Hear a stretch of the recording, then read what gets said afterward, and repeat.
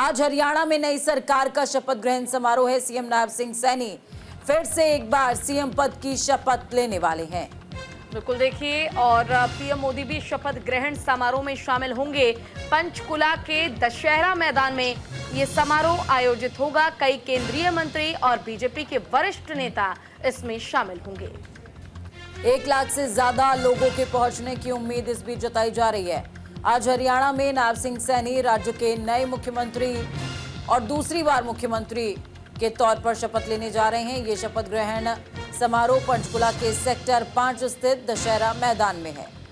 समारोह में प्रधानमंत्री नरेंद्र मोदी मुख्य अतिथि के तौर पर शामिल होंगे। कार्यक्रम में करीब 1 लाख लोगों के मौजूद होने की उम्मीद है और इस समारोह में वरिष्ठ बीजेपी नेता, केंद्रीय मंत्री और एनडीए शासित राज्यों के मुख्यमंत्री और उप मुख्यमंत्री भी शिरकत करेंगे। गौरतलब है कि बीजेपी हरियाणा में लगातार तीसरी बार सरकार बनाने जा रही है, जिसमें पार्टी के 48 विधायक 90 सदस्य विधानसभा में मौजूद हैं। तो हरियाणा में उप मुख्यमंत्री पद को लेकर अभी भी सस्पेंस जारी है। इस बीच पूर्व मुख्यमंत्री बंसीलाल की पोती श्रुति चौधरी को नए मंत्रिमंडल में शामिल किए जाने की उम्मीद। नए मंत्रिमंडल में अनिल विज, कृष्णलाल मिड्ढा, अरविंद कुमार शर्मा, विपुल गोयल और निखिल मदान जैसे अनुभवी नेताओं को शामिल किया जा सकता है। बीजेपी ने हरियाणा के 3 निर्दलीय विधायकों देवेंद्र कादियान, राजेश जून और सावित्री जिंदल का समर्थन हासिल करते हुए अपनी स्थिति को और मजबूत किया है। वहीं कांग्रेस 37 सीटों के साथ प्रमुख विपक्षी दल बना रहेगा। बीजेपी के खिलाफ सरकार बनाने के लिए पर्याप्त सीट नहीं जुटा पाई कांग्रेस पार्टी, जिस कारण हरियाणा में कांग्रेस सरकार की वापसी तो नहीं हो पाई, लेकिन भारतीय जनता पार्टी ने तीसरी बार जीत जरूर दर्ज कर ली है। 48 विधायक है अब भारतीय जनता पार्टी के पास। आज नैब सिंह सैनी दूसरी बार मुख्यमंत्री पद की शपथ लेंगे। हरियाणा में वो हाल ही में मुख्यमंत्री बनाए गए थे, लेकिन उनके बेहतर काम और प्रयासों ने भारतीय जनता पार्टी को नैब सिंह सैनी के नेतृत्व में ही एक बार फिर से यानी कि तीसरी बार जीत दिलाई है और आखिरकार आज शपथ ग्रहण समारोह होगा।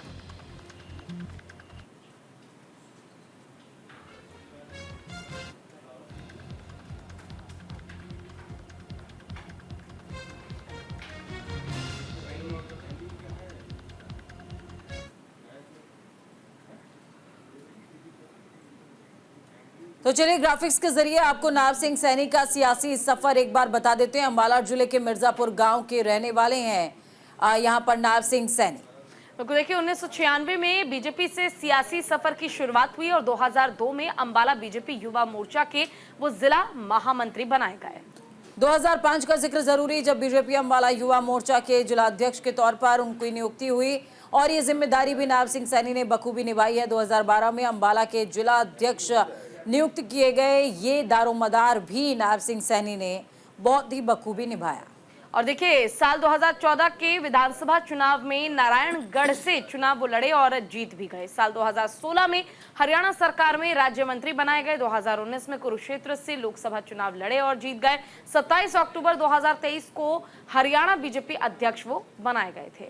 12 मार्च 2024 को हरियाणा के 11वें मुख्यमंत्री के तौर पर उन्होंने शपथ ली और अब देखिए चुनाव उनके नेतृत्व में लड़ा गया है। बीजेपी जीत चुकी है और सियासी सफर के नए आगाज के तौर पर इसको देखा जा सकता है। तो नैब सिंह सैनी का ये था सियासी सफर, जिसमें आपने देखा, सुना और समझा कि किस तरीके से स्टेप बाय स्टेप नैब सिंह सैनी को जो भी जिम्मेदारी दी गई उन्होंने बहुत ही बखूबी, बहुत ही जिम्मेदारी के साथ उन जिम्मेदारियों का निर्वहन किया है। समारोह का कार्यक्रम रहेगा, उसमें हमारे भारतीय जनता पार्टी के राष्ट्रीय अध्यक्ष जगत प्रकाश नड्डा जी, देश के गृह मंत्री अमित शाह जी, देश के रक्षा मंत्री राजनाथ सिंह जी और देश के सड़क परिवहन मंत्री नितिन गडकरी जी और एनडीए के तमाम मुख्यमंत्री, तमाम नेता, उप मुख्यमंत्री और केंद्रीय मंत्रिमंडल के सदस्य, एक बड़ा आयोजन सभी की उपस्थिति में होगा और हरियाणा प्रदेश का मंत्रिमंडल का जो शपथ ग्रहण, तीसरी बार भारतीय जनता पार्टी की सरकार और दूसरी बार मुख्यमंत्री नायब सिंह सैनी जो शपथ लेंगे। चलिए, इसी पर ज्यादा जानकारी के लिए हमारे साथ हमारी सहयोगी वीना अरोड़ा जुड़ गई हैं। वीना, आज नायब सिंह सैनी दूसरी बार मुख्यमंत्री पद की शपथ लेने वाले हैं और कार्यक्रम भी आयोजित किया जा रहा है। जरा आज के इस शपथ ग्रहण समारोह को लेकर जानकारी दीजिए।